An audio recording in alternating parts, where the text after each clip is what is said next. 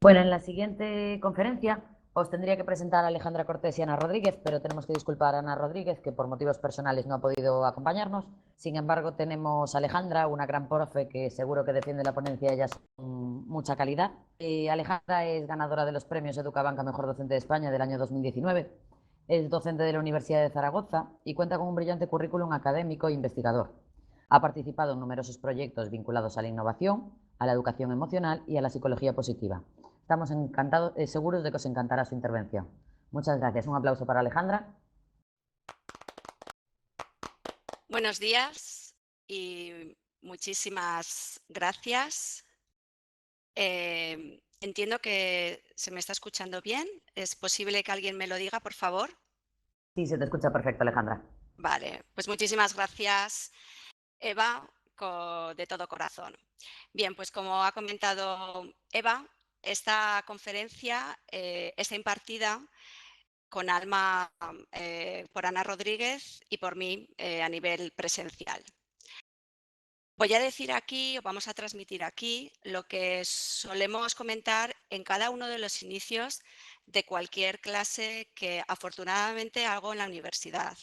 Y es el agradecimiento, muy basado en el enfoque de la psicología positiva de Seligman, y que además hay muchas evidencias científicas que avalan que ser personas agradecidas con todo lo que se aprende y te van aportando los demás produce un efecto muy positivo en el contexto de interacción, de enseñanza-aprendizaje, que por supuesto ya lo habrán hecho los excelentes compañeros de Educa. Sois personas bienvenidas y a nosotras nos encanta siempre con un bienvenidos, un bienvenidas a esta clase, un bienvenidos a esta ponencia. Nos sentimos muy afortunadas de estar aquí con nuestra presencia. Es como si os pudiésemos mirar a los ojos, que nos gusta tanto el identificar la educación con esa mirada inclusiva de reconocimiento a toda la persona que está en estos momentos dedicando algo tan bonito y tan apreciado como es el tiempo. Y estamos en un contexto de aprendizaje. Entendemos que no solo estamos aportando una serie de aspectos, sino que entre todos vamos a construir lo que aquí venimos a aportar. ¿Qué es? Pues dos nociones, perdonad, en este caso casi tres nociones que empiezan las 3 por C. ¿Qué es eso de coaching aplicado a la educación? ¿Qué es comunicación? ¿Y cuándo es una comunicación consciente? Vamos a ir articulando todo lo que es esta ponencia a través de preguntas. Ya veréis que las preguntas que se basan en este método socrático de la mayéutica es muy importante de cara a conectar, cara a crear conexión y sinergia con la persona que nos puede estar escuchando. Además, vosotros luego vais a poder perfectamente también hacernos preguntas, sugerencias, comentarios, porque a través de la pregunta generamos mucha consciencia también. De hecho, hay teóricos que aluden que el proceso de enseñanza-aprendizaje es el arte de saber preguntar y de provocar aprendizaje a través de esa pregunta. Os vamos a invitar a un viaje. Estos días Educa nos proponía coger esas maletas virtuales, aunque incluso podíamos hacerlas físicamente, y introducirnos en un proceso de viajar. Esa cuestión que en estos instantes tanto anhelamos por la situación que estamos viviendo. Un viaje conlleva una preparación previa, el momento en el que hacemos el viaje y luego también el cómo contamos, narramos desde nuestro propio mapa mental qué hemos vivido, qué hemos sentido, qué ha ocurrido durante ese viaje. Pues os invitamos a este viaje que va a ser mucho más fructífero y potente si introducimos la conciencia. Os pedimos una aquí y una ahora. Normalmente, por ejemplo, nuestras clases empiezan con un ratito de mindfulness ahí en la universidad y dedicamos a esa atención plena para que podáis estar aquí con nosotras acompañándonos en este viaje. Y un viaje indica siempre futuro. porque el coaching, como veremos, es indicador de futuro, de ir hacia adelante. ¿De acuerdo? Así que gracias de corazón y de cerebro por coger esas maletas y acompañarnos en este viaje. Como ya hemos comentado, es un viaje que va a reflejar qué es eso de coaching y qué es comunicación consciente.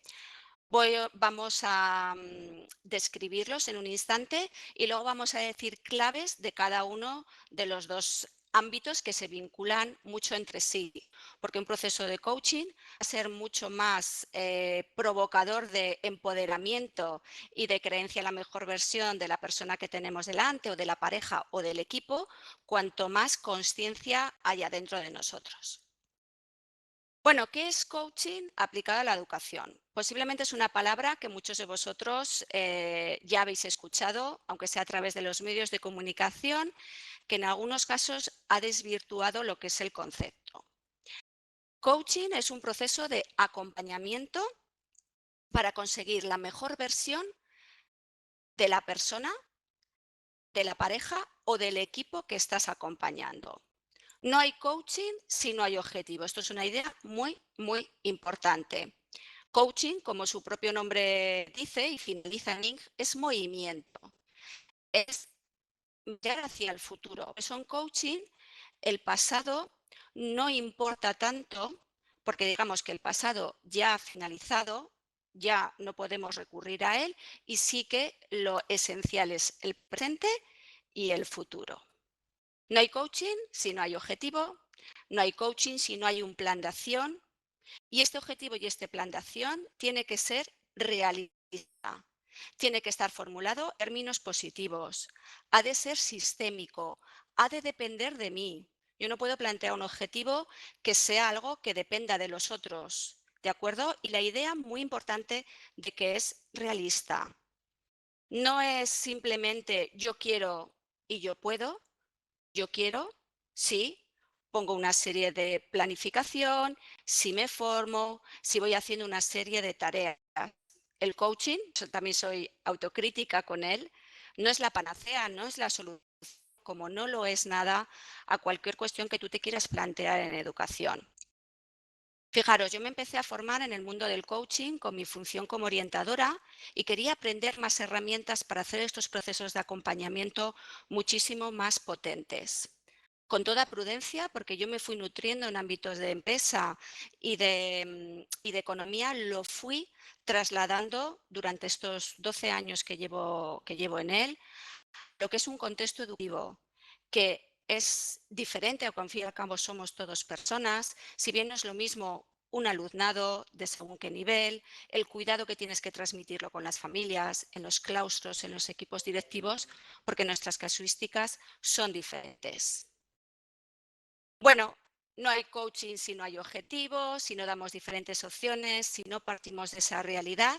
Y como veréis, nosotras lo hemos ido plasmando en lo que es el modelo integral de coaching educativo. Luego comentaré. El inicio del coaching se materializa mucho en el método de la mayéutica de Sócrates, que ya he comentado, aunque luego hay muchísimas teorías y enfoques que han ido nutriendo esta idea de este coaching aplicado a la educación.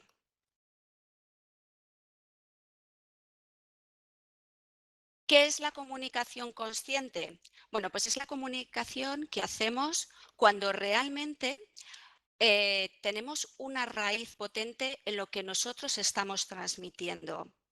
Lo identificamos mucho con la idea de que cuando comunicamos lo hacemos desde nuestra idea de inspirar, provocar en el otro cambios que le ayuden a aprender, a desaprender, a procesos que no solo sean de asimilación de contenido, sino de acomodación.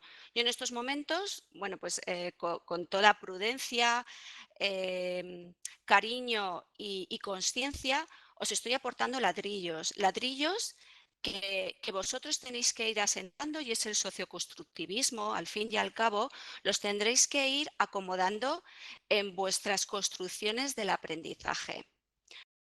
Yo además vengo, como nos dice Steven Pinker, no con la idea de que sois tabula rasas, de que no sabéis nada, aunque no hayáis tenido una vinculación fuerte con el coaching aplicado en la educación o con la comunicación consciente, sino que está habiendo un proceso de compartir aprendizajes.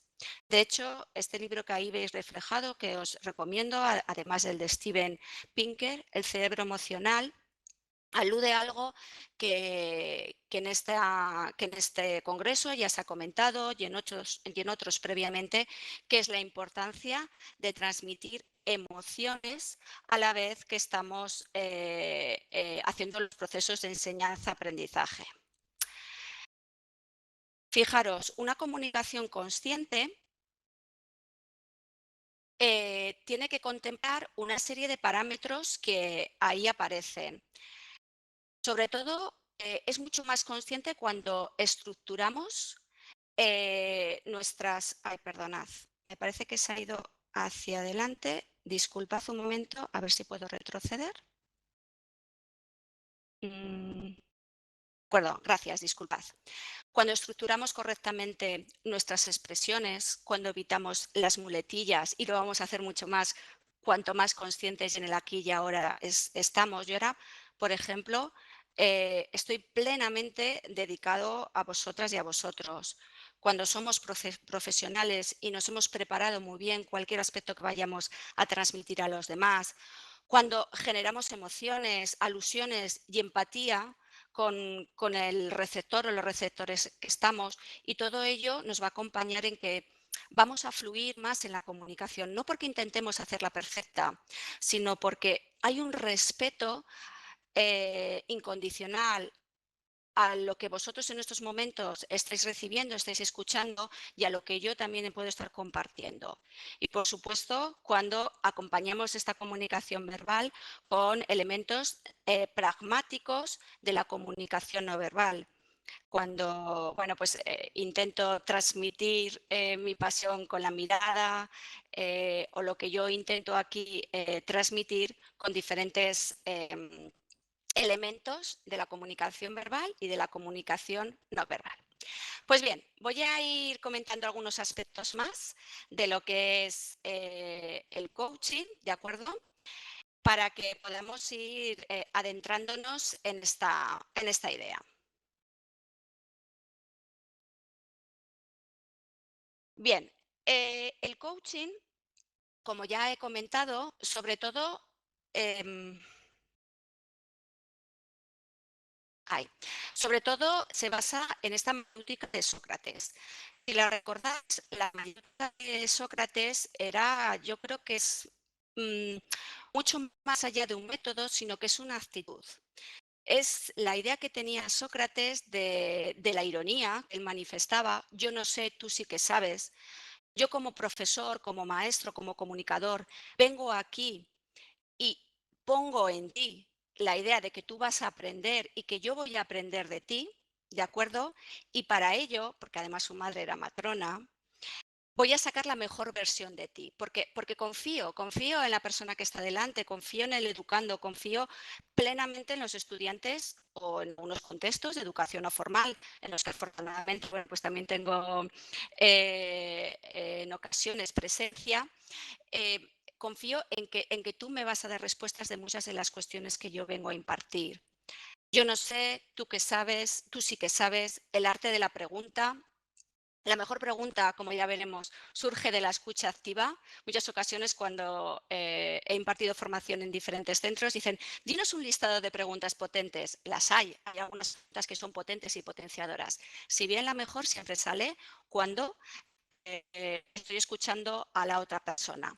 Y luego, además, la mayéutica de Sócrates tenía algo muy bonito, tiene algo muy, muy interesante, y es no finalizar lo que el docente piensa que ha transmitido, y eso es lo que le ha podido llegar al estudiante o al educando que está delante, sino también finalizar con la pregunta de: ¿tú qué te llevas? ¿Qué es lo que en estos instantes te ha aportado lo que yo he adquirido? Y esto es lo que realmente nos tiene que hacer reflexionar y tomar conciencia a los docentes, porque nos marca el si seguir por ese camino o quizás modificarlo, porque estamos también nosotros en un proceso de cambio y de constante aprendizaje. Bien, además de la mayéutica de Sócrates, que desde luego es la base, que se construye a través de esas preguntas poderosas, como ya he comentado, y que ha habido bastante discurso sobre cómo hacerlas apropiadamente, sobre todo, como ya he dicho, mediante la escucha activa, mediante la mirada atenta de los demás. Yo a veces suelo decir en mis clases que tenemos 2 ojos, tenemos 2 orejas y tenemos una boca. Quizá tenemos que hablar menos, escuchar como mucho más, ¿no? Y también mirar más, ¿no? Y un 20% quizá dedicarlo a esa comunicación. Bueno, pues hay preguntas que son muy poderosas. Por ejemplo, ¿para qué? ¿Para qué quieres llegar a este objetivo? ¿Para qué te levantas todos los días? ¿Para qué vas a clase? ¿Para qué estás aquí? Depende la respuesta que tú te des a algunas de estos para qué van a condicionar que tu motivación sea más intrínseca, más extrínseca o que vaya unida. Dime para ti qué es esto. Me encantaría escucharos. Dime para cada uno de vosotros qué es educación. En ocasiones, cuando voy a claustros, la primera pregunta que realizo antes de empezar una formación es: decid y compartir, por favor, ante todos vuestros compañeros, qué es para cada uno de vosotros educación. ¿Para qué? Para que se escuchen, porque están a veces en esos contextos y ni siquiera han podido oír al compañero qué es eso de educación. Y escuchándoles te das cuenta que entiendes más algunas de las conductas que el compañero tiene, porque quizá la noción de educación que tiene tu compañero es diferente a la que tú tienes. También una pregunta poderosa es: ¿y si pasase eso? ¿Y si? Ponerle a la persona como en espejo, prueba, también en nociones de metáfora, que son muy potentes en coaching, para provocar esa visión de futuro que tan potente es. La visualización que el coaching, cuando se ha aplicado al mundo deportivo, ha tenido tanto poder, el visualizar cuando llegas a una meta, cuando llegas a un objetivo. Y luego también, ¿qué evidencias? ¿Qué evidencias tienes sobre lo que me estás comentando? Es que este compañero no me hace caso. Es que aquel profesor no me recoge lo que estoy aportando. ¿Qué evidencias tienes? Dímelas, porque a partir de esas evidencias podremos corregir o no algunos aspectos. Además del coaching, que esa es la raíz, el coaching ha ido nutriéndose, como ya he dicho, de diferentes enfoques. No voy a aludir a todos ellos porque sería absolutamente imposible, si bien sí me encantará que podáis proyectar vuestra mirada en esta diapositiva con otros enfoques en los que nosotras trabajamos. Inteligencia emocional, la noción de inteligencias múltiples de Gardner, con la última que está investigando sobre la inteligencia espiritual, el saber tomar decisiones, los enfoques, por supuesto, de educación inclusiva y de convivencia, la neurociencia, el saber relatar, el storytelling, la psicología sistémica tan potente de Hellinger, la psicología positiva, con Seligman a la cabeza, las nociones de socioconstructivismo, la idea de que estamos en un enfoque y una teoría de la complejidad y del caos, ¿no? Ahora que justamente lo estamos viviendo, en el que no hay una cierta seguridad, el conectivismo de Seligman, en el que estamos aquí ahora y a la vez conectados con muchísimas personas a través de redes sociales y otros conceptos también importantes, y la idea de que estamos siempre aprendiendo a lo largo de toda nuestra vida. Cuando vamos a investigaciones que han podido recoger ideas del coaching, nosotras hemos llegado a investigar 30 investigaciones recogidas en revistas importantes. No voy a decir revistas solo JCR, sino revistas que están bien situadas en diferentes bases de datos. Y hemos llegado a 2 conclusiones que compartimos con vosotros. La necesidad, a pesar de que cada vez existen más, de que existan más estudios rigurosos sobre el coaching en general y también, por supuesto, aplicado al mundo de la educación, basado en más evidencias y que no solo hablen de nuestro mapa mental o desde ideas que podemos tener a veces desde las ocurrencias de lo que es coaching. Y la afirmación de lo que hemos podido ver en estas investigaciones de que el coaching sí que produce cambios y, como veremos, en algunos parámetros más importantes que en otros. Lo hemos recogido cogido en alguno de los libros. Aquí os recomendamos con mucho cariño pues dos de ellos. Uno es Estrategias transformadoras para la educación, que lo hemos coordinado Ana Rodríguez, Sonia Val y yo misma. Este libro es de 2018 y otro que salió el año pasado titulado Importamos y aportamos, que se habla de la transformación educativa y social a través del coaching de equipos. En mi caso, una de mis pasiones en estos momentos es el coaching aplicado a los equipos. Que un equipo directivo, un equipo que en estos momentos está dirigiendo, puede producir cambios muy importantes si este equipo tiene un objetivo, lo sabe llevar a cabo y además tiene una repercusión o una influencia potente con las personas con las que puede estar trabajando. En el primer libro participan 22 autores de diferentes áreas, salud, empresa y educación formal y no formal. Y el otro libro está escrito por mí misma y he ido recogiendo diferentes evidencias y el método para ir aplicando el coaching en equipos.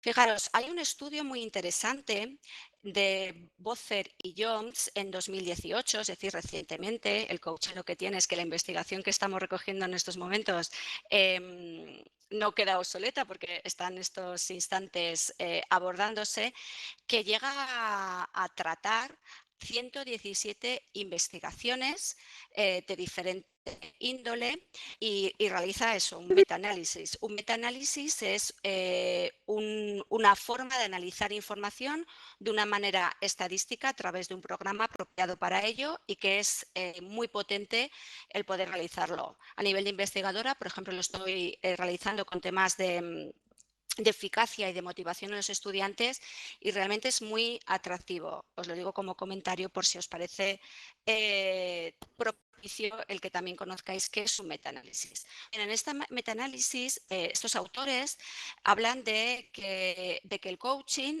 mejora elementos de la autoeficacia, de la motivación, de la orientación a los objetivos, tienen más claros que han de ir consiguiendo objetivos, mayor confianza en sí mismos, que esto es muy importante, también una atracción y unas ganas de crear sinergias con sus compañeros, que en ocasiones antes de tener lo que son procesos de trabajo con coaching no estaba tan evidente, más intervención en retroalimentación y apoyo a la supervisión. Fijaros, me quedo con estas ideas tan potentes y que a mí, por lo menos como docente, me han marcado un antes y un después, no solo con el coaching, sino también con una investigación longitudinal tremendamente relevante, que es la de John Hattie, en el que de una manera longitudinal va viendo qué hace que un docente sea mejor o no para los estudiantes y también con una evaluación 360 grados aunando diferentes parámetros. Las cuestiones que tanto refleja este estudio como John Hattie, que lleva haciendo una investigación, como ya he dicho, a lo largo del tiempo, muy reveladora, acaba diciendo que los buenos docentes son aquellos que más apoyan en los procesos de evaluación y retroalimentan constantemente al estudiante lo que van adquiriendo, los aspectos de mejora y lo que han ido también aprendiendo de una manera óptima. Entonces, bueno, esto es muy propicio y yo aquí sí que aportaré que además de toda esta investigación con evidencias, cuando he tenido la suerte de a través de los centros de profesorado o formaciones más puntuales en claustros, sí que he visto que todos estos elementos acaban mejorándose. Y la verdad que, bueno, pues me siento afortunada de haber podido tener este contacto, de haber podido realizar también procesos de coaching de equipos en equipos directivos en centros o también acompañamientos personales a miembros del equipo directivo. Y es verdad que estos cambios se acaban notando, se acaban constatando y de hecho, bueno, pues hemos podido hacer investigación y reflejarla en diferentes artículos. Todo esto, de hecho, lo hemos publicado en un artículo en una revista importante con el título Towards a Comprehensive Model of Educational Coaching y en el que ponemos de manifiesto testando y comprobando si existe o no ese modelo integral de coaching educativo por el cual nosotros apostamos y que aquí os voy a comentar de una manera sucinta porque es muy amplio, si bien para que tengáis una noción al respecto. Bien, el modelo integral de coaching educativo contempla 4 ámbitos, el que va más dedicado a docentes, a equipos, no solo equipos directivos, sino también a veces equipos de orientación, otros equipos que se constituyen, por ejemplo, para abordar temas de formación, de convivencia, los que en algunos casos hemos visto que se han creado para temas ahora justamente de las tecnologías del aprendizaje y la comunicación, debido a la situación en la que estamos. MICE, o modelo integral de coaching educativo para familias, y modelo integral de coaching educativo para alumnado. Es cierto que el que hemos hecho con el alumnado es el menor en cuanto a números y lo que más hemos podido hacer es modelo integral de coaching educativo para docentes. Sobre todo se ha constituido en varios focos, ¿de acuerdo? Uno, que ha sido la acción directamente a través de 15 módulos que recogen el cómo aplicar el coaching en la docencia y en nuestra vida, porque para nosotros es muy importante, muy importante el que nos trabajemos a nivel personal para luego ser mejores profesionales. Esto insistimos muchísimo.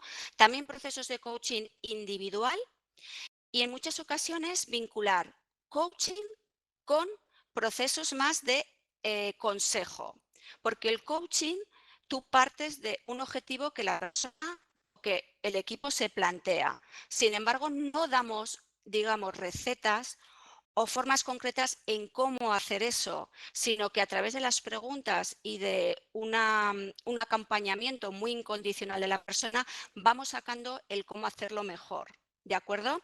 Sin embargo, cuando lo vinculamos con elementos más de consultoría, sí que decimos más en concreto qué se podría llegar a hacer. Bien, esto en cuanto a un MICE para docentes. También hemos hecho acompañamiento de equipos directivos, sobre todo en algunos centros, con objetivos que solían ser como el cómo hacer que ser más asertivo con mi claustro, el cómo comunicar de una manera más afectiva y efectiva a las familias, el cómo hacer que el equipo directivo también sea mucho más potente de cara a solicitar proyectos, etcétera. Luego, modelo integral de coaching educativo aplicado a las familias, en el que realizamos seminarios más puntuales sobre psicología positiva, sobre cómo trabajar objetivos con los hijos, etcétera, etcétera.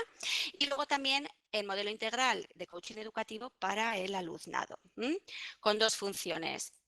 Poder acompañar personalmente a estudiantes y luego también estar en algunas ocasiones, es verdad que lo hemos hecho mucho más fuera de lo que es la Comunidad de Aragón que dentro de ella, también estar en clases con los profesores para poder hacer alguna de las herramientas o de las prácticas de coaching aplicado a la educación. ¿De acuerdo? Voy a comentar simplemente que un proceso de coaching personal aproximadamente, ¿de acuerdo? Lo que son procesos de coaching personal y de equipos también es bastante parecido. Está alrededor de 6 y 8 sesiones, aproximadamente cada 15 días hacemos estas sesiones y cada sesión entre 1 hora y media y 2. Y en la primera sesión es importante que nos planteemos bien claro qué objetivo queremos y qué plan de acción vamos a llevar a cabo. Bien, vamos a pasar a la otra idea que aquí venimos a transmitir, que es la comunicación consciente. Como ya os he dicho al inicio, los procesos de coaching van a ser mucho más potentes cuanto más conscientes seamos en cada momento. Un ejemplo es que yo aquí he compartido que en mis clases las inicio muchas veces con un momentito de mindfulness, de presencia, y también los procesos de coaching dedico hasta 5 minutos para que la persona haga un instante de aquí y ahora. Porque le ponen esa predisposición, porque le invito a que ponga los pies sobre el suelo para que no tema sus raíces, para que esté más relajado, para que pueda fluir más. Me parece muy importante esa conciencia que también tiene que ir acompañada, en mi caso con la mía, cuando estoy haciendo esos procesos de acompañamiento, porque al final se nota, es algo que exige mucho esfuerzo, porque claro, las sesiones de hora y media o dos con ese grado de presencia son exigentes, sin embargo acaban teniendo muchos más frutos cuando estamos totalmente dirigidos y con la mirada hacia él. Además, como nos indica el humanismo de Rogers, creamos ese rapport, ese clima de confianza que lo va a notar muchísimo la persona cuando ve que le estamos escuchando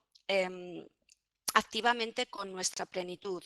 Porque algo que tenemos que generar en todo proceso de comunicación es esa confianza, esa idea de que no ponemos juicio y no juzgamos lo que el otro o los otros nos puedan estar transmitiendo. En los procesos de coaching tampoco se invita a la opinión, si bien si acaso sería lo más propicio, nunca el juicio desde nuestra comunicación verbal y nuestra comunicación no verbal, porque si lo hacemos, digamos que podemos perder lo que se ha generado o lo que queremos generar a través de la comunicación o de los procesos de acompañamiento a través del coaching. He de decir que en mi vida personal y profesional todos estos elementos la verdad que ayudan muchísimo porque pones el foco más en la mejora, en el cambio, en lo constructivo, en aludir a lo que está pasando con opiniones, con una educación basada en evidencias, no en ocurrencias, y el juicio lo intentas olvidar, porque sobre todo los juicios cuando no acaban sumando, es muy de la idea de que me quedo con lo que suma, ¿para qué no? Ahí está el para qué tan potente, ¿no? Desde luego, creo que eres mejor educador cuando te planteas claramente los para qué estás en este instante aquí o puedes estar haciendo algún tipo de trabajo u otro. Bien, ¿cómo podemos mejorar nuestra comunicación consciente? Desde luego hay ideas que, bueno, pues que nos pueden servir, que posiblemente alguno de vosotros conocéis perfectamente. La primera, como ya hemos dicho, y es algo que se repite por activa y por pasiva, es a través de esa escucha activa. De esa escucha activa que pone plenitud total en lo que la persona te está transmitiendo. Te está transmitiendo con su comunicación verbal, con sus palabras y con su comunicación no verbal. Este es un elemento muy importante. Otro que posiblemente conozcáis y que en muchos claustros que he trabajado durante todo un curso hemos hecho diarios de la comunicación, que son muy bonitos el poder realizarlo, y es el cuidar cuando decimos pero y cuando decimos no. El pero es algo muy asentado en nuestro lenguaje, el no también.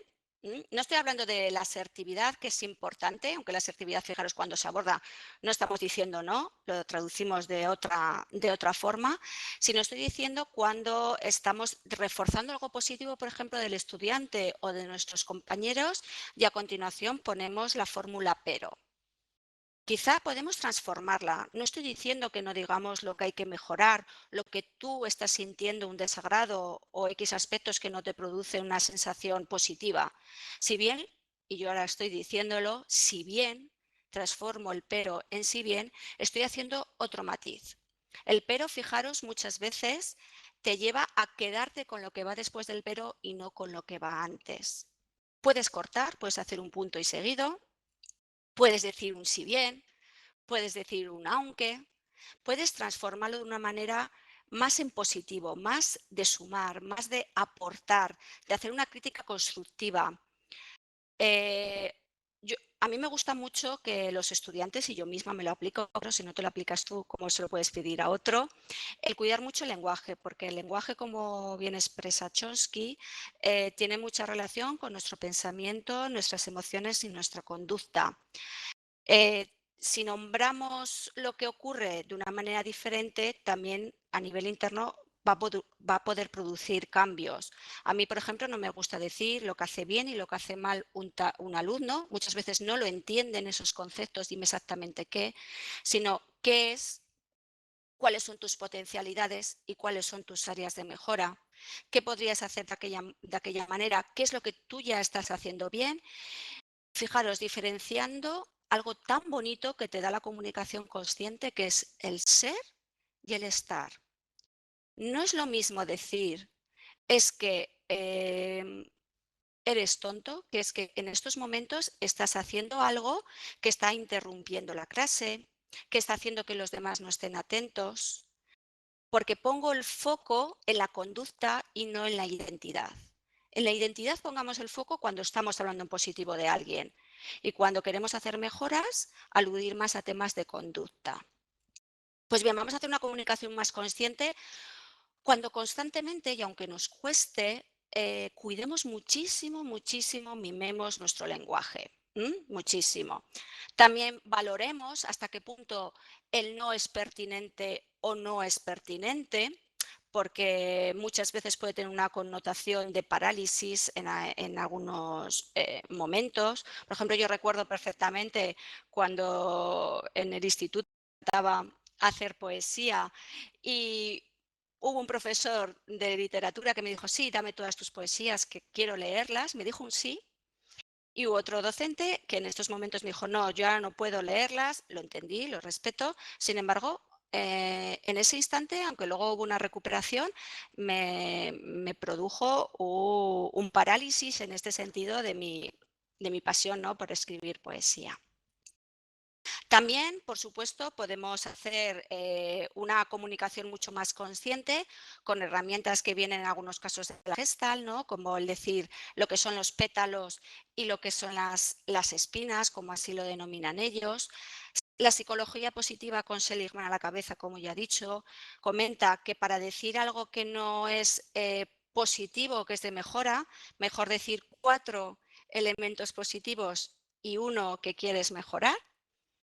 Soy un colegio al partir aquí en Aragón, que es referente en temas de innovación educativa, que tiene en todas sus clases, ahora lo puedo estar visualizando, un cartel que dice ¿cómo tienes que decir a los demás algo que creen que tienen que mejorar? Y siempre dicen, acuérdate de decirle 4 aspectos positivos y uno que es el que tú quieres transmitir. La técnica del sándwich, el decir algo positivo, algo que tú veas que es necesario hacer esa transformación y de nuevo acabar con un elemento positivo de lo que tú quieres transmitirle a este compañero. Y luego Baremun, que es la idea que aparece ahí como estrellas, que es que aquello que queramos resaltar, aquello que queramos inspirar con mayor potencia a las personas con las que estamos, resaltémoslo. Bien sea a través de imágenes, bien sea enfatizando nuestro tono de voz. Fijaros cómo Covey dice en su último libro que las personas altamente eficaces son aquellas que cuidan su voz. A mí me parece tan bonito esta idea, ¿no? Cuidar nuestra voz interior, porque cuanto más la cuidemos, más proyección positiva vamos a tener en los demás. Y aquí viene a colación todas las cuestiones de neuronas en espejo, de cómo reconocemos a los demás, de cómo les hablamos, de cómo les transmitimos. Así podemos hacer una comunicación muchísimo más consciente. También es cierto que quién es tu peor aliado, ¿no? Quién es tu, los elementos que pueden ser menos positivos de cara a esa comunicación consciente. Perdón, de cara a esa mejor comunicación consciente. Bueno, aquí es sobre todo lo que se resalta el poder de la presencia. Recomiendo esta autora, Amy Cuddy, que ha trabajado de una manera muy interesante. De hecho, está reconocida como una de las mujeres más influyentes y habla cómo tenemos que cuidar nuestra presencia, cómo tenemos que ponernos en esa predisposición de nuestro cuerpo, ¿no? Desde los pies hasta la cabeza, de cómo transmitimos con todo cuando estamos comunicando y que el mayor aliado eres justamente tú, lo que tú crees de ti lo que tú crees de los demás, porque muchas veces lo que tú crees de los demás se refleja en lo que tú estás viendo de ti, y en sobre todo cuidar muchísimo la presencia, no desde un punto de vista físico, digamos, ornamental, sino en tu presencia interna que, como ya he dicho, se va a proyectar en el exterior. Fijaros, me parece muy interesante esta idea que había leído ya hace tiempo, Bad Whitman, y que he copiado casi de forma literal. La presencia es cuando convencemos a los demás con nuestra presencia. La presencia se compone de confianza, diría que también de compromiso con lo que estás diciendo, de envoltura, de ese fluir que nos hablan, ¿no? De la psicología positiva, del entusiasmo, de proyectar ilusión. Y eso es lo que acabamos dando a los demás. Es el estado de ser consciente de nuestros verdaderos pensamientos, sentimientos, valores y potencial, y ser capaces de expresarlos, de comunicarlos, de compartirlos. Yo creo que educar es compartir. Para mí es muy potente esa idea, sintiéndonos a gusto. Es sentir confianza sin arrogancia. A mí también me gusta mucho esta idea. Cuanto más estás en una predisposición de aprender y desaprender, muchísimo mejor, porque vamos a ganar todos. Es un win-win, y vuelvo a rescatar a Kobe. Yo gano con vosotros y espero que vosotros estéis ganando con esta escucha. Y si algo no funciona, vamos a seguir aprendiendo para un futuro y, por supuesto, para ahora. Tenemos, por supuesto, los aliados y también tenemos los propios enemigos, que en muchas ocasiones somos nosotros mismos. Aquí os recomiendo, si no lo habéis leído, el libro tan interesante del síndrome del impostor, que acaba diciendo que muchas veces es cuando tenemos una falsa modestia sobre lo que sabemos y no queremos manifestarlo por lo que dirán los demás, o también bueno, pues por sentir que a veces no te mereces eso. Y esto lo tenemos que cambiar mucho, primero con nosotros mismos y luego con algo tan bonito, y es poner en valor lo que los compañeros, lo que los estudiantes están haciendo. A mí me encanta cuando veo compañeros, estudiantes, cuando, como decía Freud, ¿no? que una tesis o que un trabajo acaba sabiendo mucho más la persona que ha estado contigo que tú misma. Pues yo creo que es de los temas que más hay que dejar sobre la mesa, ¿no? El hecho de valorar lo que los otros están haciendo.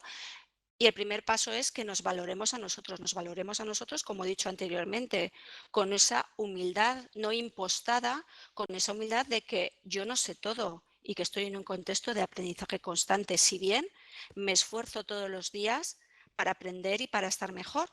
Hoy me ha encantado levantarme pronto por la mañana u otros días, pues para preparar esta conferencia, para preparar con la misma pasión una clase, organizar una reunión, tender al correo electrónico. Todo eso hace, bueno, pues que sienta o que no quiero contaminarme con el síndrome del impostor. También hay cuestiones que me imagino que conocéis, como la cromopatia, ¿no? Como esa idea de intentar hacer el multitasking constante, el estar aquí y a la vez conectado con algunos otros elementos, y que muchas veces nos impide, porque además aquí sí que hay evidencias que por ejemplo, Héctor Ruiz comenta en sus diferentes estudios, el ponente de ayer, cómo alude que la atención, para que sea plena, ha de ser en un foco, y que cuando lo diversificamos, la atención nunca puede ser plena al 100%. Entonces, esa idea de aprovechar el tiempo o de querer hacer demasiadas cuestiones en un espacio temporal no acaba siendo un buen aliado para la comunicación. Yo, por ejemplo, a veces me esfuerzo en, cuando estoy en una reunión, cuando estoy haciendo algo, solo estar atentamente en eso y no tener abiertos otros focos en el ordenador o en el móvil o en algún otro entorno. Luego, por supuesto, la grosofobia, ¿no? Con ese miedo a hablar en público, que es además justo uno de los objetivos que muchas veces los equipos directivos de los centros me han manifestado para trabajar en coaching, porque va muy unido a un elemento y es el qué dirán de mí, que también está muy vinculado con el síndrome del impostor. ¿Qué dirán de mí? ¿Qué pensarán? ¿Gustaré? ¿No gustaré? ¿No? Cuando todo se basa en gustar o no gustar, como he dicho anteriormente el fantástico Víctor, no puedes gustar a todo el mundo. Pues en elementos cuando haces metodologías activas y colaborativas, aquí lo mismo. Tienes que transmitir con tu profesionalidad, con tu, como decía Delors, tu saber hacer, tu saber ser y tu saber estar. Y a partir de ahí estar abierto. Y vas a comunicar muchísimo mejor cuando exista esa apertura y esa profesionalidad. Pues bien, para ir finalizando, en esta ponencia hemos intentado transmitir estas 3 Cs, coaching como un proceso de acompañamiento para lograr un objetivo a través de un plan de acción, y va a ser mucho más potente con esas otras 2 Cs, cuando sea consciente y cuando hay elementos comunicativos. Recordemos que la base del coaching es el arte de la pregunta con esa mayéutica, aunque sí es cierto que el libro que, eh, que normalmente se identifica con el germen del coaching es El juego interior del tenis, os lo digo por si queréis apuntarlo, que es un libro muy, muy interesante y que empieza a aludir a algunos elementos de cómo podemos ser mucho mejor profesionales si no solo cuidamos nuestras competencias técnicas, sino también las transversales, las emocionales, las comunicativas, como aquí hemos podido venir a comentar. Y algunas ideas que hemos transmitido en este espacio aparecen reflejadas en 2 publicaciones muy recientes que os recomiendo.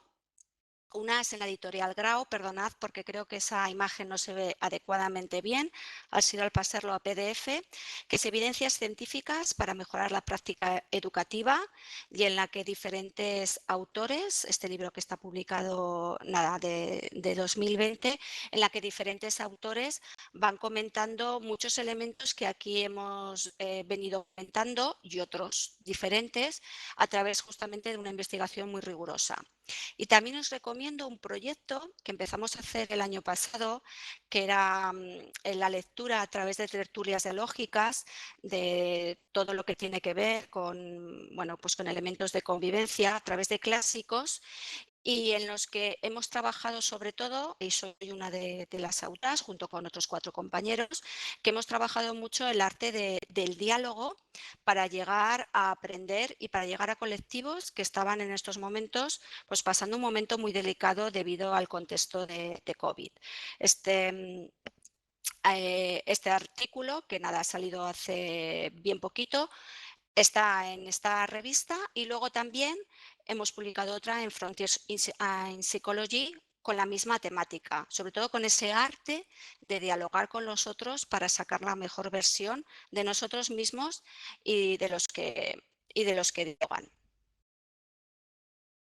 Y para sí que ya ir acabando y dejar espacio a vuestras reflexiones, algunas de las ideas que hemos intentado compartir es que el coaching es un proceso de acompañamiento, no es la panacea, se requiere más ciencia, como ya hemos dicho anteriormente, perdonad, que me parece que se ha ido un poquito hacia adelante, que la comunicación, que sí que es verdad que el coaching, la comunicación consciente cada vez está más avalado teórica y científicamente, que hemos intentado poner nuestro granito de arena a través del modelo integral de coaching aplicado a la educación, no solo con esa praxis en centros, sino también con evidencias científicas, considerar la importancia que tiene el aquí y el ahora y la capacidad que tenemos cada uno de nosotros para ejercerlo, ¿de acuerdo? Que somos cada uno responsables de que esto sea factible.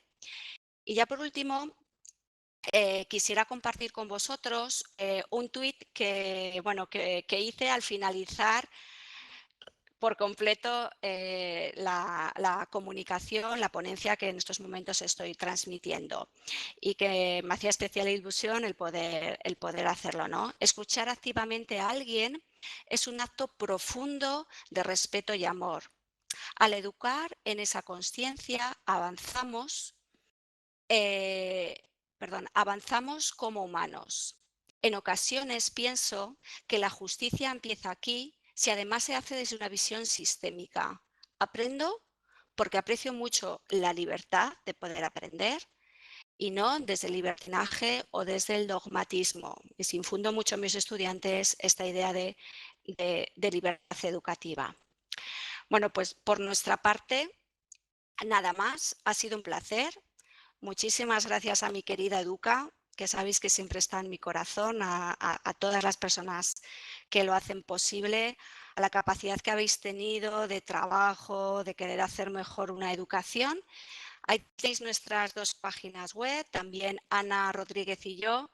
Nos gusta mucho el buen uso de las redes sociales para poder compartir lo que otros compañeros hacen o lo que nosotras también estamos haciendo, y cualquier comentario aquí o personalmente en algún instante a nosotras será muy bienvenido. Muchísimas, muchísimas gracias.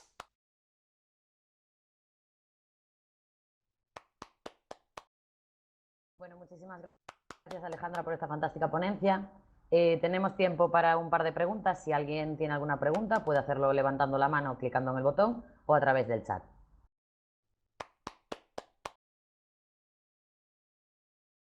Muchas gracias por los comentarios que voy leyendo. ¿Tenemos alguna pregunta en el medio del auditorio? Si los compañeros de Wellcome pueden... Gracias.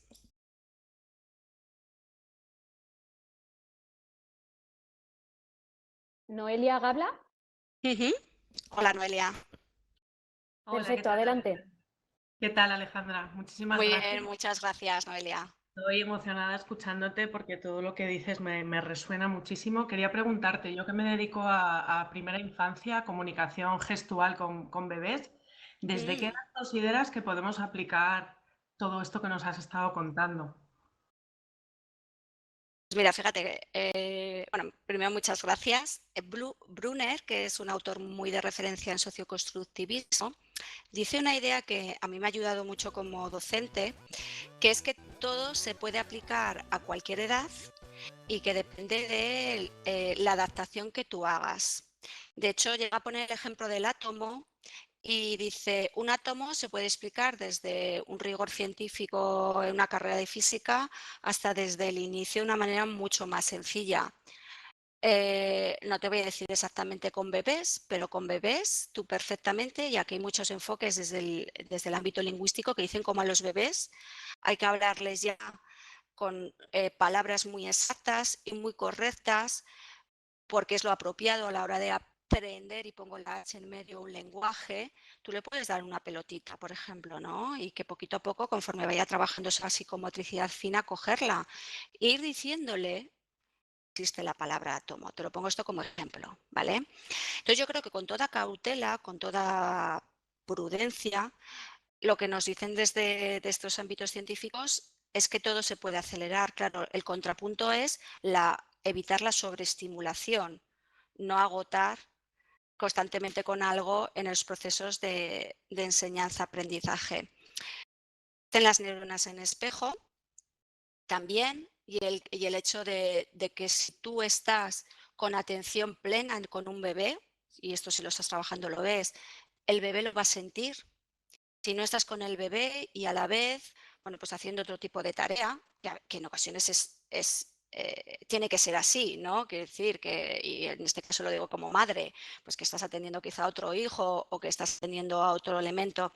Sin embargo, esos momentos de atención plena, de ver que se refleja con tu mirada, tocándole, dedicando ratos, yo creo que esto es comunicación y que se puede hacer desde, bueno, realmente desde el momento en el que nace un niño, ¿no? Que te lo ponen sobre tu pecho para que ya empiece a haber ese contacto y esa atención y esa comunicación desde el primer momento. Gracias.